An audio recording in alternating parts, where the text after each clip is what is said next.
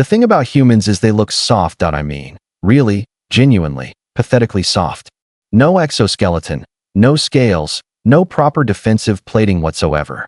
Just this thin layer of what they call skin stretched over a framework of calcium and water.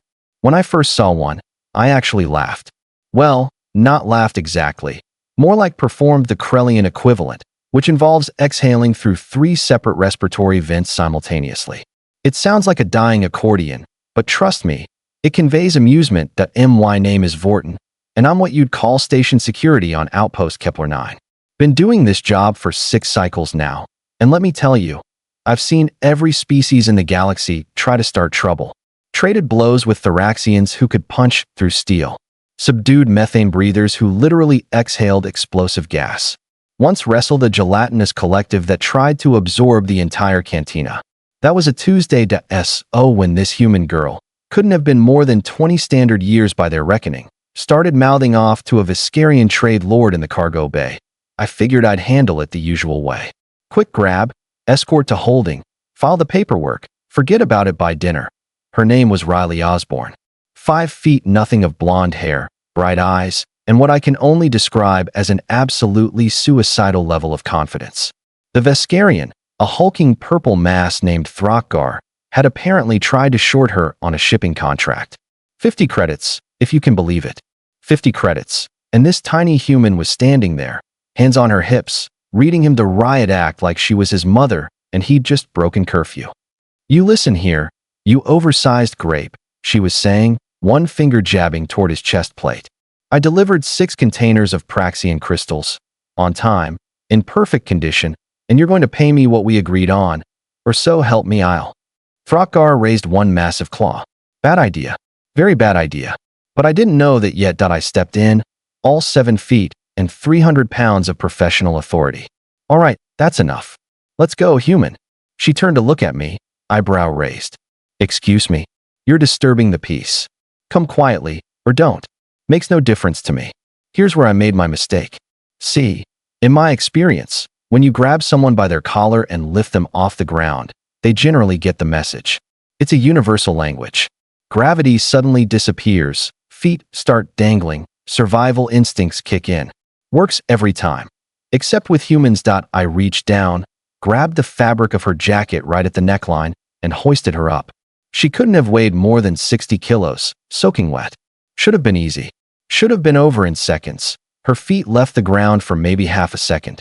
Then something happened, something my brain couldn't quite process fast enough. Her hand came up, not in panic, not flailing, but precise, deliberate. She grabbed my wrist, twisted in a way that shouldn't have been possible given her size and leverage, and suddenly the pressure points in my arm, the ones I didn't even know I had, exploded with pain. I dropped her. Had to. The alternative was passing out. She landed on her feet, naturally, like a cat. No, scratch that, like something that eats cats for breakfast. Her eyes had gone cold, all that earlier indignation replaced with something calculating and dangerous. "Rule 1, she said quietly, and I swear every species in the cargo bay went silent. "Don't touch without permission." I should have backed off. I should have called for backup. I should have done literally anything except what I did next, which was let my pride override my common sense. I came at her again, this time not to restrain, but to prove a point. I'm station security. I'm trained. I'm bigger, stronger, tougher. She sidestepped my first swing so casually she might as well have been avoiding a puddle. My second attempt, a grab meant to lock her in a hold, met empty air as she ducked under my arm. Then I felt it. A strike to my knee, not hard enough to break anything, but precisely placed to buckle my leg. As I dropped, her elbow came up and caught me right in the mandible cluster. Stars. Literal stars filled my vision. The kind you see right before unconsciousness tries to claim you. I stumbled back, and that's when Riley Osborn did something I'll never forget. She didn't press her advantage. Didn't attack while I was vulnerable. She just stood there, relaxed her stance, and waited. "You done?" she asked. "Because I've got a payment dispute to settle, and you're wasting my time." Throckgar, who'd been watching this entire exchange with growing horror, immediately accessed his data pad. "The credits are transferred. Full amount. Plus interest. Please accept my apologies for the misunderstanding." She checked her device, nodded once. Pleasure doing business with you. Then she walked past me, patted my shoulder like I was a misbehaving child, and headed for the exit. I managed to get to my feet, dignity shattered, jaw throbbing. 3 other security officers had arrived, drawn by the commotion. They looked at me, looked at the humans retreating back, looked at me again. Don't, I muttered. Just don't. But here's the thing, and this is where the story gets interesting. Because as Riley Osborn disappeared into the station crowds, I noticed something. She was limping. Slightly, almost imperceptibly, favoring her left leg. And when she'd patted my shoulder, her hand had been shaking. Humans are soft. They break easy. They feel pain just like the rest of us, maybe more. But somewhere in their evolutionary history, somewhere in their savage little planet's past, they learned to ignore that pain, to push through it, to smile while their bodies screamed at them to stop. I touched my jaw, felt the crack there. Medical would fix it, but it'd take time. Meanwhile, somewhere out there, a 90-pound human girl was probably icing her knuckles and preparing for her next delivery run like nothing had happened. That was 3 weeks ago. Yesterday, I got called to another disturbance in the cargo bay. Human involved, naturally. This time, I brought 12 officers. So there we were, 12 armed security officers, converging on cargo bay 7 like we were about to storm a Rizakian war bunker. My jaw had healed, mostly, but every time I moved it a certain way, I got this little reminder of my previous encounter with human stubbornness. The medical tech had laughed when I told him what happened. Laughed. I filed a complaint, naturally. It went nowhere. Remember, I told my team over the comm. Humans look fragile, but they fight dirty. Stay back. Use stun batons. And for the love of the eternal void, do not grab them by their clothing. We rounded the corner in formation, weapons ready, and stopped dead. Because it wasn't Riley Osborn causing trouble this time. It was 7 humans. 7. They'd formed a semicircle around a Draxian merchant who looked like he was approximately 3 seconds away from a complete emotional breakdown. His eye stalks were quivering, his carapace had gone pale, and he was making this high-pitched, keening noise that Draxians only make when they think death is imminent. And leading this pack of predators? Riley Osborn herself, arms crossed, looking almost bored. Here's how this works, she was saying to the Draxian.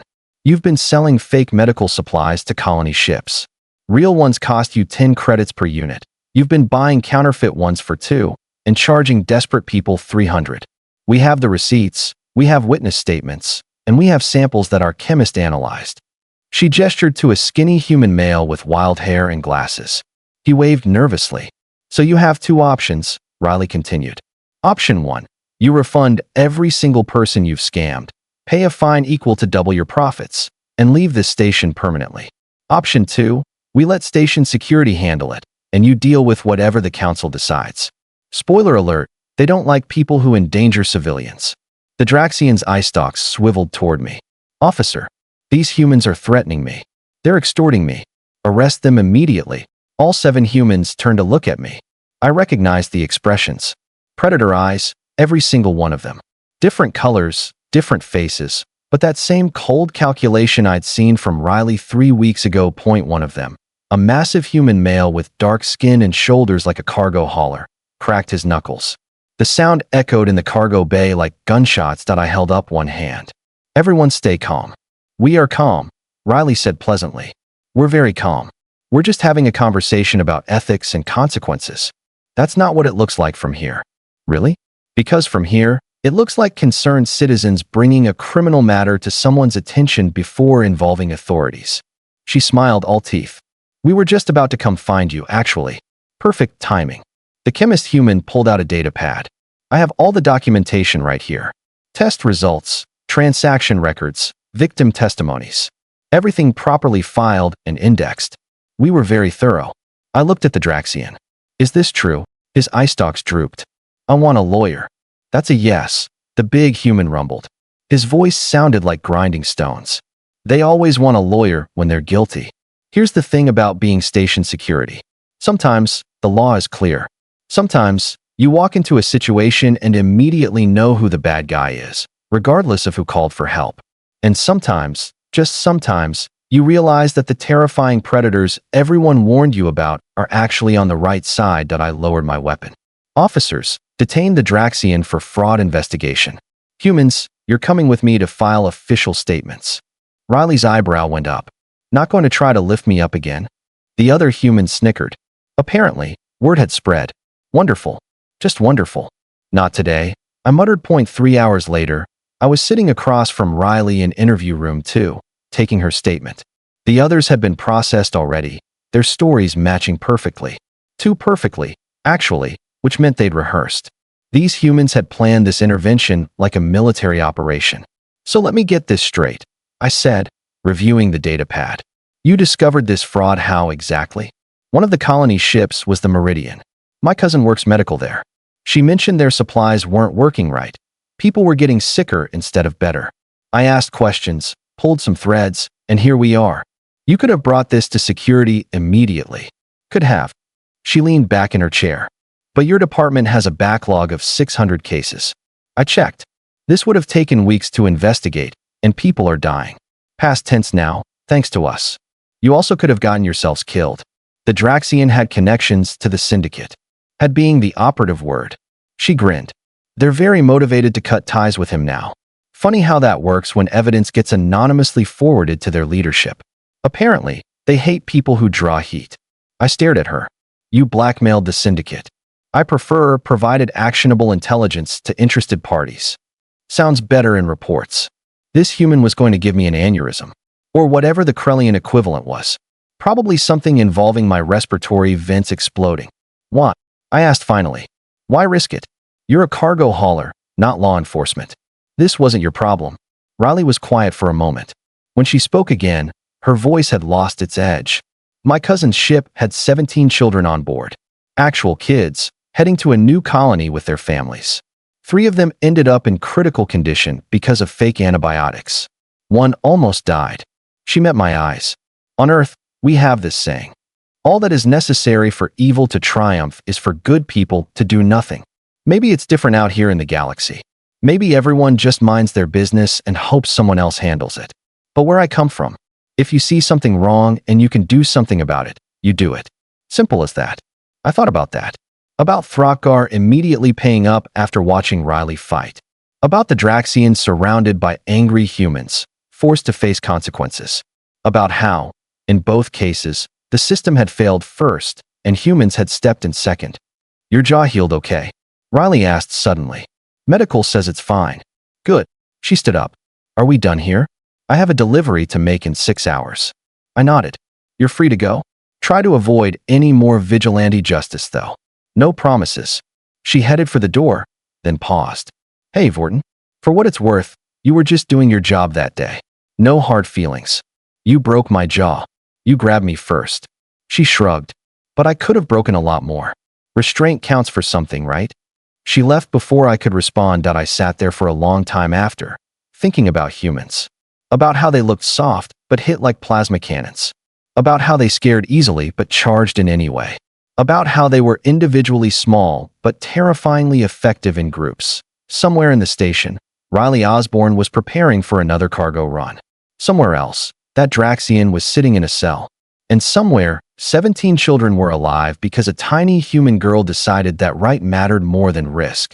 The thing about humans is they look soft, but looking and being are 2 very different things. That I've been station security for 6 cycles now, and I've learned something important. Never, ever underestimate Earthborn. They'll smile while they end you. So what did you think? Did this story surprise you?